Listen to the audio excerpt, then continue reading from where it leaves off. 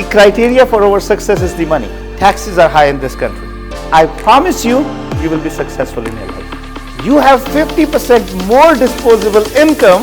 Learn how this country operates. I want to do whatever I love and have no worries about the money, the systematic cycle of human getting the money.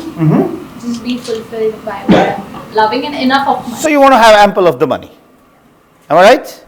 And pretty much a lot of us, the criteria for our success is the money. There's nothing wrong in it, because that actually should be the first criteria of success.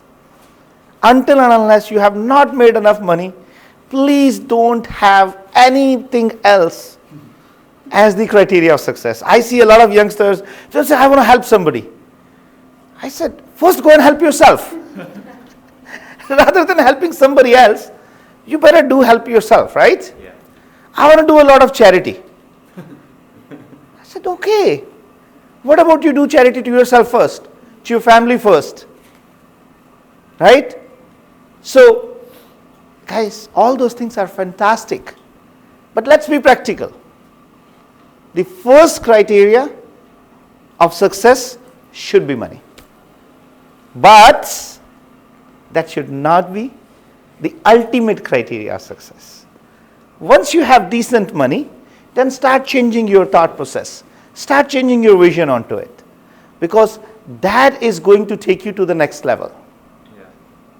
So when I came into this country, I learned 3 amazing things. First thing, taxes are high in this country. Am I right? Taxes are high.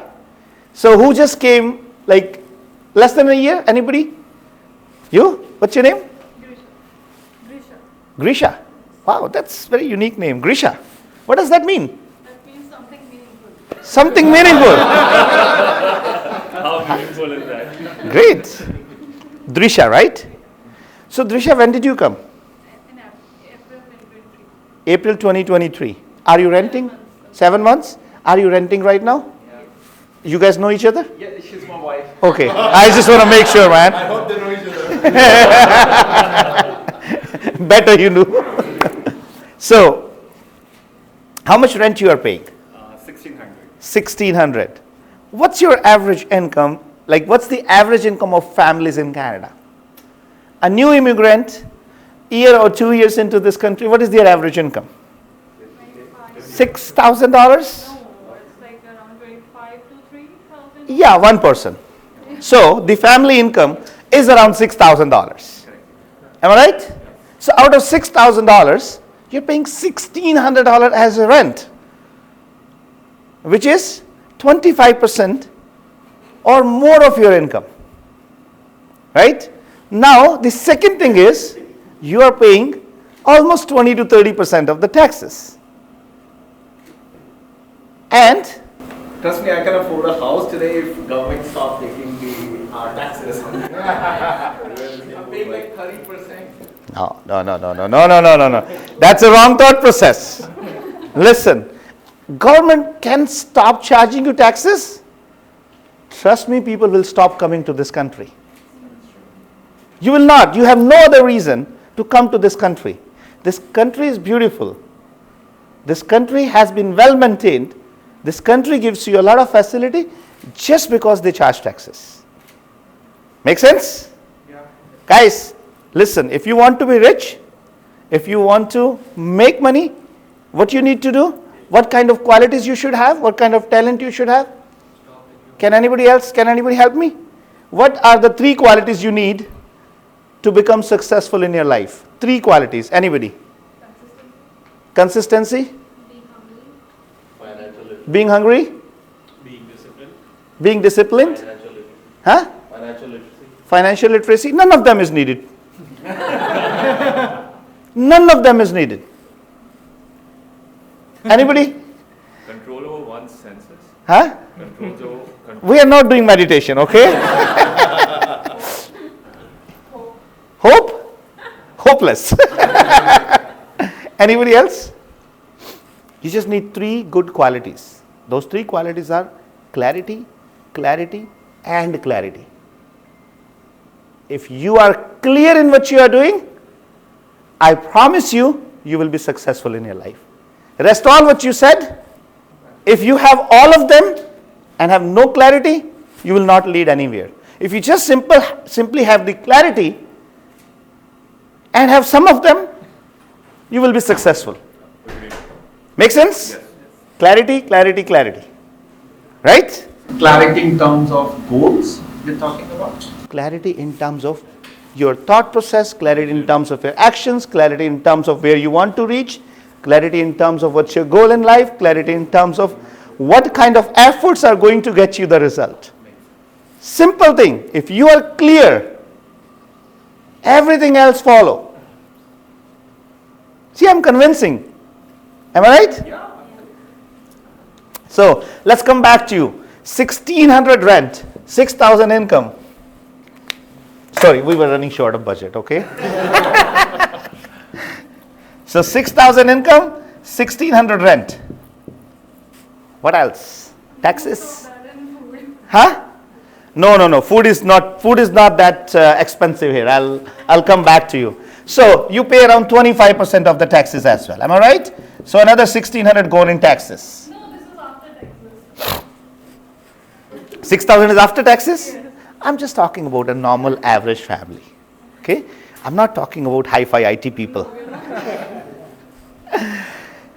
But that is on an average, a husband and wife make 6,000 to 7,000, whatever we can, just for understanding purpose. Because there's a message what I just want to convey to new immigrants, how you can settle down in this country, what should be your goals, what are the timelines when you want to achieve those goals, and how are you going to fulfill those goals.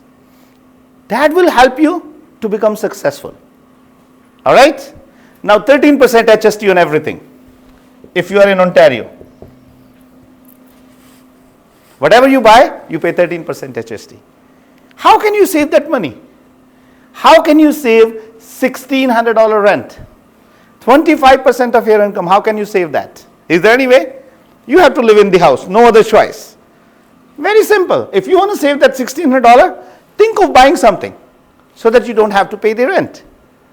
Second, 1,600 taxes. How can you save taxes? The second thing, if you want to save another 1,600, be self-employed. That's the another way. How can you? So now, what is the benefit? Earlier, when you were working, 50% of your income were going from your pockets. Now, if you own a house and if you are self-employed, you have 50% more disposable income coming into your pocket to become rich a little bit earlier, to make money a little bit earlier. Sounds easy? But it is not easy. The reason is, how are you going to buy the house? How are you going to become self-employed? So both leads to real estate. First buy the house and then become a realtor. Right? See, we are smart. We do sell our business as well as we make realtors. It's very simple, very easy, guys. So the most important question comes. Now, Meerwai said, I have to tell you my story. This is my story. This is what I learned in first 6 months landing in Canada. I observed, I said, okay, where are people spending money? How are they going to use that money? So I realized as a new immigrant, you end up paying 25% of your money, of your income into rent and 25% into the taxes. Rest, let's talk about groceries. How much money you spend on the grocery? To be very honest, like we are Punjabis and we spend like $1,500 on food every month. Let's talk about Punjabis. सुबह नाश्ते पे बात होती है lunch की, right? जैसे ही lunch पे चल रहा होता है काम, तो डिनर की बात चल रही होती है, और डिनर पे बात चल रही होती है नहीं desert. Huh? But I think if you're spending 1,500, I think it's too much. It is. It is. I don't think so. You can spend more than $500 to $600 on the grocery.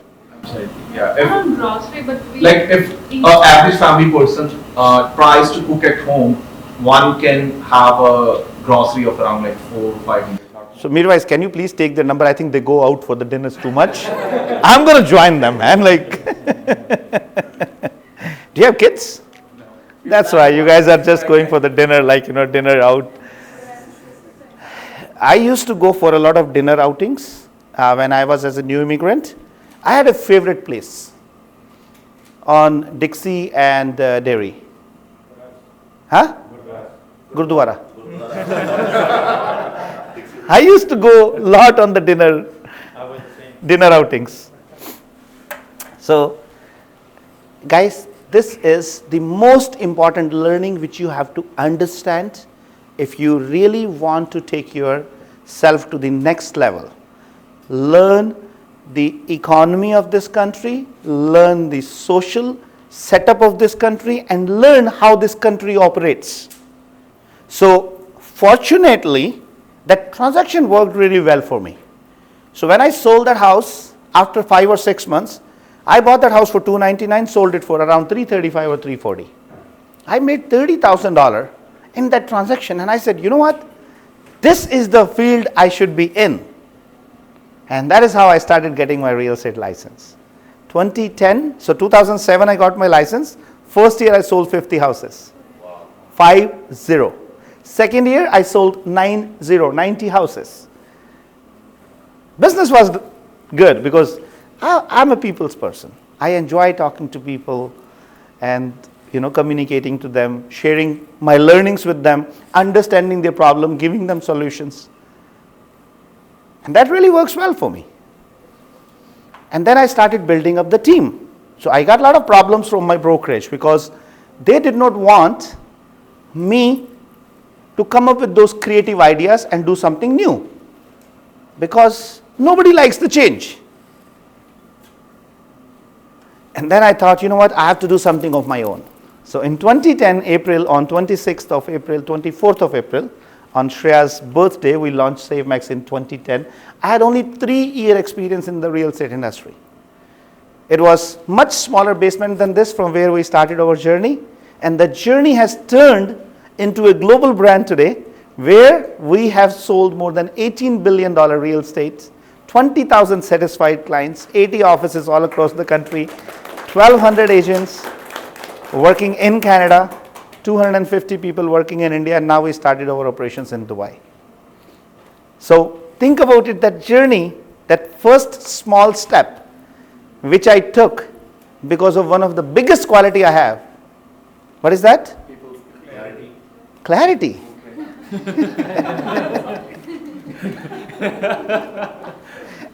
Right? Clarity.